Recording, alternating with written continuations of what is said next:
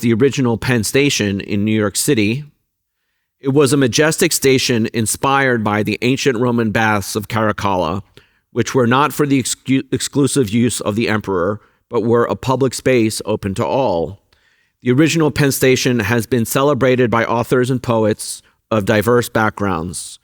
For instance, in his ode to the station, Langston Hughes wrote, "The Pennsylvania Station in New York is like some vast basilica of old that towers above the terror of the dark as bulwark and protection of the soul." The station was the grand and triumphal entrance that New York deserved, a gift to the city from the privately owned railroad.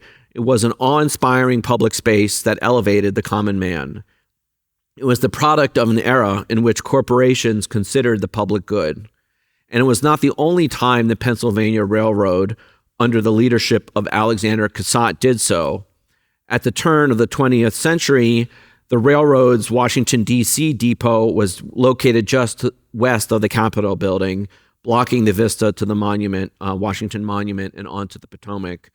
Cassatt voluntarily agreed to move the station, even though it was to the railroad's material betterment to stay there. He understood it was for the greater good. And thus we ended up getting Union Station, another beautiful Beaux-Arts design, at its current site. Alas, in 1963, Penn Station was demolished. In an editorial at the time, the New York Times called it a monumental act of vandalism. The station was replaced by a dispiriting underground dungeon topped by a sports arena. That's Madison Square Garden. And this is the station at its nicest. The widespread consensus is that the replacement of the original Penn Station by the current one was one of the great architectural and civic crimes of the 20th century.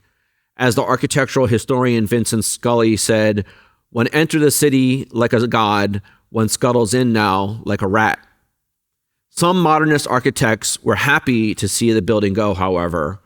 Walter Gropius, for instance, said, "Why, for instance, do we dissipate our strength by fighting battles for the resurrection or preservation of structures which were monuments to a particularly insignificant period in American architectural history, a period which, still unsure of its own mission, threw the Roman toga around its limbs to appease its nagging doubts. Pennsylvania Station is such a case of pseudo-tradition." It gives you a sense of the architectural polemics from the time period.